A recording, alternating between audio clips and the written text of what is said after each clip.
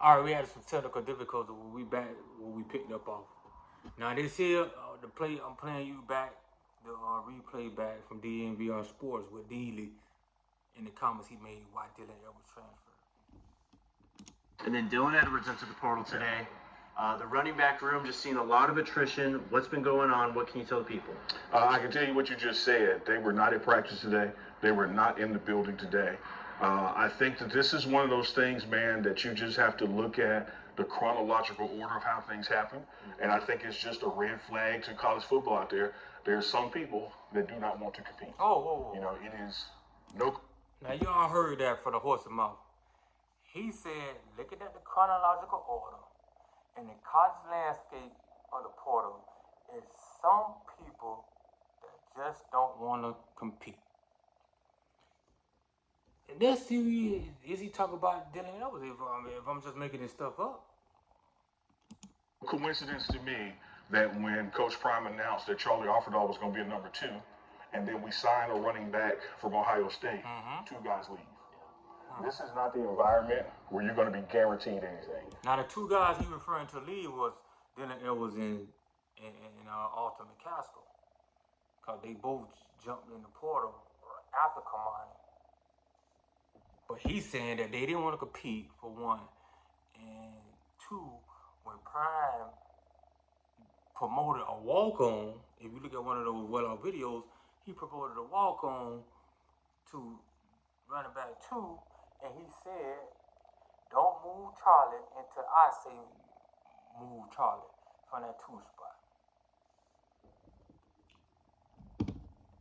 But the whole take is, this man just spent the narrative that these guys didn't want to compete. I thought Dillon Edwards was they one of they dudes. Now the guy jumps in the portal, and you say you put a bad label on the man and say the man don't want to compete. First you do dog Cormani eye. They dog Cormani eye and say he want to come in the classes. He want showing up the meetings. Okay, we'll get that. I'll give you that one. Just say benefit of the doubt. I'll give you that one. But damn, one of your main mans, Dillon Edwards, you say the man when he competitive. Come on, man. We can't let you put that on the kid like that. Say the man was competitive. But it goes back to show you, did y'all recruit these guys? This man, Dillon, said he been coaching Dillon Edwards since he was little, man. He didn't see a non-competitive streak or character or nature in him. If Dillon saying he didn't want to compete. Prime, if you watching me and you listen to this, I don't know if neither your PR person in public this dude don't need to be talking for you, man. Cause he don't know PR. He ain't got no expertise. He ain't got no knowledge of public relations. This looks bad, man. This is horrible, man. To call out a kid like this and say he didn't want to compete because you brought in a transfer from Ohio State. Come on, man. Let's play a little bit more of the video, man. You know, Alton McCaskill, his own statement when he left, he wants to be the one somewhere. And if he's not going to be the one, he's not going. We don't negotiate like that. The best players are going to see the field. If you don't feel you can... Who is him? Last time I looked, he knew what on the coaching staff. He talking about we don't negotiate. Who is we? Bro, you're not the head coach. You're not the assistant coach. You're not even a recruiter. You're not even a model. Don't work with the AD. Who is we don't negotiate like that? So you prime businessman. So he out there going to negotiate NIL deals, and cause you know they paying these guys. Some of them guys got paid 6 figures. From my understanding, Cormani was getting 5 figures a month. You know what I'm saying? Good 5 figures a month, between the $10,000 to $20,000 range from my sources. But who is this guy to say we don't negotiate like this, man? Compete and become the best player. We wish you well in your future opportunities. Dillon Edwards, great guy. Yeah. You know, very talented. Had much success week 1 last year at TCU. Wishing him the best wherever he lands. But it just seems chronological order-wise that he left camp because someone was coming in. Yeah. A lot of the questions are, surrounding this kind of drama. That's it right there. That's enough we need to play from DNVR Sports and Needed. Come on, man. You cannot make this stuff up, boy. That looks real bad, man. Only thing I got to say about Cormani, the way what he made, he should have never said that.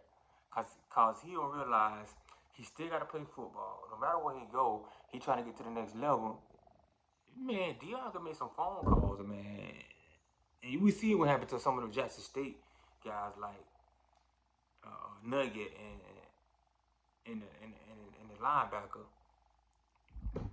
But these people get you blackballed, bro. Like this is crazy, bro. I never heard of.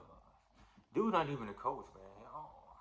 He not even a PR person, cause that's horrible. Public relations. Okay, I'm gonna take you over to what they were saying about Cormani and McClain about him not showing up at practice and meetings, and one of the coaches, ex-coaches. I'm gonna take you over here to off strip and my homeboy Scotty. I already read y'all the T67 copyright act, so this is for commentary and critique. I'm over here, I'll just listen. I'm not gonna show you the video. I'm just gonna play the audio in this here. This is off script with my homeboy Scotty, and this in reference to one of his Cormani McClain coaches. Coached him from his junior year and his senior year. I want to be very clear about that, because I got another coach who spoke about the Cormani as well. So this is what the coach says. He says, "I don't want to say I was necessarily surprised," said Keith Bearfield. Keith Bearfield. McClain's high school coach from 2020 to 2021. That was a lot of work that I had to do getting him to start doing the right thing. He's a kid that grew up and always got away with things because of how good of an athlete he was. Some things we did with that first step of taking steps towards it and kind of warning him about it. Florida kids are going to stretch your limit. They're always going to fall to the floor of your standards. Whatever the floor is, they're going to fall to it. That's why I like Dillon on Cormani, because I knew Dillon wouldn't kiss his butt. Hold on, man. First of all, what do he mean by Florida kid? I'm a Florida kid. I'm in Florida right now. He just made a generalized, broad statement about all kids in Florida. That's bad on itself as a coach. This is a high school coach here, Keith Bearfield, one of Cormani McClain's coaches from 2020 to 2021. His last year, right before he go to Colorado. Well, his senior year, rather. But that don't make sense, man. That was a bold a bold statement by Mr. Bearfield to make that. Now that's one of the coaches. Now I'm gonna take you to the other coach. I'm gonna play a little bit more of the audio. Let me say this: a lot of Scotty take on this. A lot of people sent me this. But if I'm being honest, it's nothing I haven't heard from most Florida kids, right? Like, hold on, guys.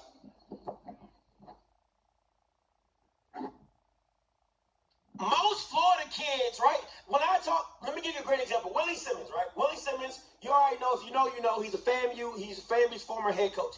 He always told me, Scotty, Florida kids are different. He just did. He said, Scotty, Florida kids are different. The thing I hate about what this coach said is this. He said Florida kids will meet you at the floor.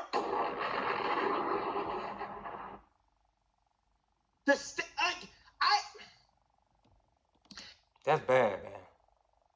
You just put a stigma on all Florida kids. But we're gonna move right along and see what the other coach said. That Coach Cormani for like his freshman all the way to his junior year. Let's get what he said. We're gonna move all the way to the 15-minute mark in this video. Let's see what his take on Cormani was. I just feel like it's been overworked, right? So this is what another coach said. Now this is a coach, Coach Peterson. He coached Cormani as a freshman up to his junior year. He said, I keep seeing news about Cormani McClain. I keep seeing the word accountable attached to it. I also see people mention how he's missed meetings and or classes. Who in the NCAA football has never missed or been late to a meeting? I bet your bottom dollar Dillon wasn't going to meetings. Anyway, the difference is if it did happen, the entire nation didn't know about it. I was once told as a coach, you either coach it or you allow it to happen. So do we hold the coaches accountable for allowing it and for it being public news?